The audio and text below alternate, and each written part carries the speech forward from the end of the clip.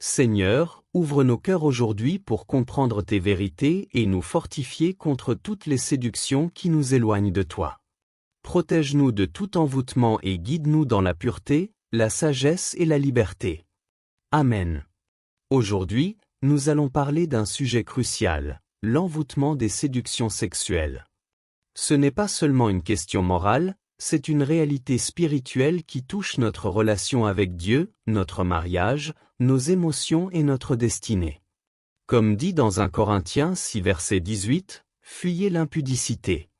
Quelque autre péché qu'un homme commet est hors du corps, mais celui qui se livre à l'impudicité pêche contre son propre corps. » Il est important de comprendre comment ces séductions opèrent pour pouvoir s'en protéger.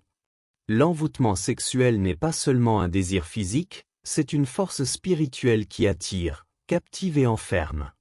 Il peut se cacher dans nos pensées, nos conversations, nos habitudes, nos lectures et nos écrans. Aujourd'hui, les réseaux sociaux, les publicités, les films et les images contribuent à créer un piège subtil, presque invisible. Matthieu 5 verset 28 nous rappelle que « Quiconque regarde une femme pour la convoiter a déjà commis l'adultère dans son cœur » et Proverbe 101 verset 3 nous dit de ne placer devant nos yeux rien de vil. Ces séductions ont des conséquences sur tous les plans de notre vie. Spirituellement, elles nous éloignent de Dieu et détruisent notre paix intérieure, comme le souligne Ésaïe 59 verset 2. Mais ce sont vos crimes qui mettent une séparation entre vous et votre Dieu. Galates 6 versets 7 à 8 nous avertit que « ce qu'un homme aura semé, il le moissonnera », ce qui montre que nos choix ont des conséquences réelles. Émotionnellement et psychologiquement, ces séductions apportent honte, culpabilité et anxiété. Physiquement et socialement, elles peuvent provoquer maladie, rupture, divorce et solitude. Proverbe 6 versets 32 à 33 nous montre que « celui qui commet adultère subira la plaie et l'opprobre ». Et Hébreux 13 verset 4 nous rappelle que le mariage doit être honoré et le lit conjugal exempt de souillure. L'ennemi agit avec subtilité, utilisant ce qui semble naturel, plaisant ou inoffensif pour nous attirer. Il se déguise en ange de lumière, comme le dit 2 Corinthiens 11 verset 14, et nous combat non seulement dans la chair mais contre les dominations et les esprits méchants, Éphésiens 6 verset 12. Nous devons apprendre à discerner nos pensées et à rejeter celles qui mènent au péché. 1 Pierre 5 verset 8 nous avertit de rester sobre et vigilant, car le diable rôde comme un lion rugissant, cherchant qui dévorer. Pour se protéger et rester libre, nous devons purifier notre cœur, confesser nos péchés et nous repentir. 1 Jean 1 verset 9 promet que, si nous confessons nos péchés, il est fidèle et juste pour nous les pardonner et nous purifier de toute iniquité. Et Psaume 51 verset 10 demande à Dieu, « Crée en moi un cœur pur, ô Dieu, et renouvelle en moi un esprit bien disposé. » Nous devons limiter notre exposition aux sources de tentation, remplir notre esprit de pensées saintes et de la parole de Dieu, et créer un réseau de soutien spirituel.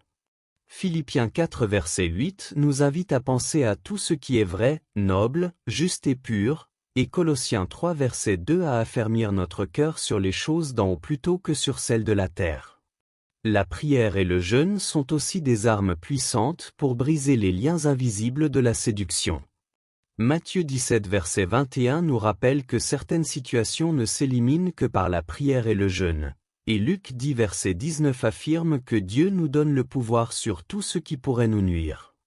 Nous devons également revêtir l'armure de Dieu, comme le dit Éphésiens 6 verset 11 à 17, la ceinture de vérité, la cuirasse de justice, le bouclier de la foi, le casque du salut et l'épée de l'esprit pour résister aux ruses du diable. Il est important de se rappeler que la liberté est possible grâce à Dieu. De nombreuses personnes ont surmonté les séductions sexuelles et vécu la libération. Romains 6 verset 14 affirme que « le péché n'aura point de pouvoir sur vous » et Jean 8 verset 36 que « si donc le Fils vous affranchit, vous serez réellement libre ». Pour construire une vie de pureté et d'intégrité, nous devons transformer notre quotidien. Nos habitudes, nos loisirs, nos amitiés et nos choix de médias doivent refléter la sainteté. Proverbe 4 verset 23 nous conseille de garder notre cœur plus que toute autre chose, car de lui viennent les sources de la vie. 1 Thessaloniciens 4 versets 3 à 5 insiste sur la sanctification et la maîtrise de notre corps, et Psaume 119 verset 9 nous montre comment rester pur. Comment le jeune homme rendra-t-il pur son chemin? En se conformant à ta parole. Aujourd'hui, prenez la décision de marcher dans la liberté et la pureté.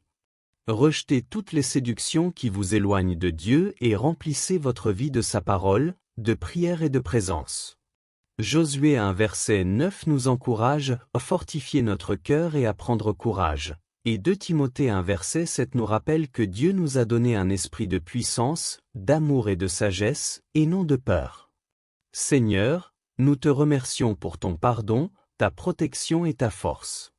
Aide-nous à marcher chaque jour dans la pureté, à briser tous les liens de séduction cachés et à vivre selon ta volonté. Que notre cœur reste ferme, notre esprit vigilant et notre vie remplie de ta lumière. Amen. Merci Seigneur pour cette journée, pour ta parole qui nous éclaire et nous libère, et pour ton esprit qui nous guide à marcher dans la vérité et la sainteté chaque jour.